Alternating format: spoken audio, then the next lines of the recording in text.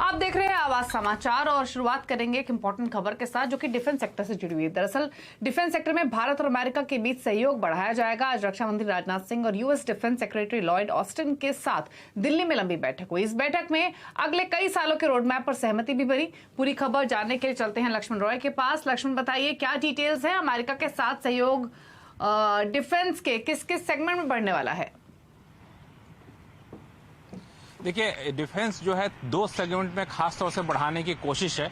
और पहला तो ये है कि जो इंफॉर्मेशन टेक्नोलॉजी है, जो टेक्नोलॉजी है, उसमें सहयोग बढ़ाया जाए। टेक्नोलॉजी में सहयोग बढ़ाने का मतलब ये हुआ कि दोनों देश मिल करके नई नई टेक्नोलॉजी विकसित करें और उसके हिसाब से डिफेंस में आपसी सहयोग बढ़ाया जाए।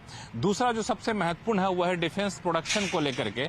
डिफेंस प्रोडक्शन में दोनों देशों के बीच में सहयोग बढ़े। डिफेंस से जो जुड़े हुए जो भी इक्विपमेंट होते हैं, सामान होते हैं, उनका प्रोडक्शन दोनों देश मिलकर करें। उस प्रोडक्शन में नई टेक्नोलॉजी का इस्तेमाल किया जाए, उसमें आपसी सहयोग बढ़े। और इन दोनों को लेकर के पिछले आगे के कई सालों तक का रोड मैप एक बन रहा था, उस रोड मैप को आज बैठक में अंतिम रूप दिया गया है। एक तरह से कहें सहमति बन गई है रक्षा मंत्री राजनाथ सिंह और यूएस डिफेंस सेक्रेटरी के बीच बैठक के दौरान, और आने वाले दिनों में उसको लागू करने पर विचार किया जाएगा। और ये जो पूरी बैठक है, ये बता दूं कि दो लिहाज से काफी महत्वपूर्ण है। पहली बात कि आने वाले दिनों में कुछ हफ्तों में प्रधानमंत्री अमेरिका जाने वाले हैं 22 जून को, तो उसके लिए उससे पहले ये बैठक हो रही है, ये महत्वपूर्ण है। दूसरा, NATO +5 देशों में भारत को शामिल करने की चर्चा चल रही है। अमेरिका में एक खुद कमेटी ने इसकी सिफारिश की है।